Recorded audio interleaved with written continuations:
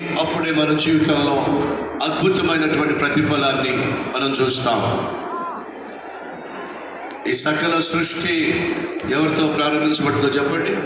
దేవునితోనే ప్రారంభించబడింది. ఆ సృష్టిలో నువ్వు నేను ఉన్నాం. మనిషిని సృష్టించింది దేవుడే. ఆ దేవునితోనే మనం దినాన్ని ప్రారంభించాం.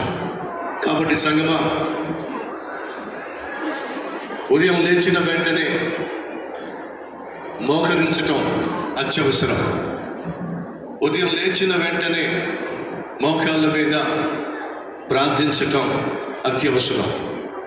ఎప్పుడైతే నువ్వు మోకరిస్తావో దేవుని యొక్క సన్నిధిని ఆహ్వానిస్తున్నావు,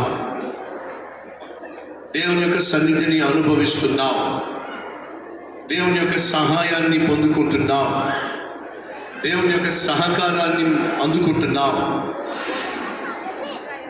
ఫలితంగా దేవుని యొక్క సన్నిధిని సహాయాన్ని నువ్వు పొందుకున్నప్పుడు సత్ఫలితాలను నువ్వు కళ్ళారా చూస్తావు.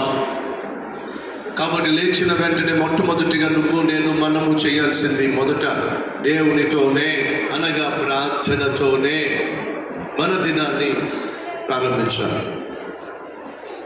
మార్కు సువార్త 1:35 ఈ మాట రాయబడి ఉంది. చాలా విలువైన మాట.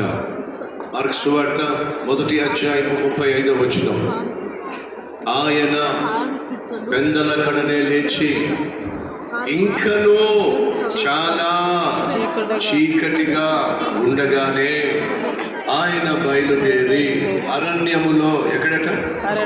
అరణ్య ప్రదేశములకు వెళ్ళి అక్కడ ప్రార్థన చేసెను అనుందా? ప్రార్థన చేయుచూ ఉండెను అనుందా? ప్రార్థన చేయుచుండెను అంటే ఎగ్జామ్స్ ఉన్నాయనో, ప్రయాణం ఉందా,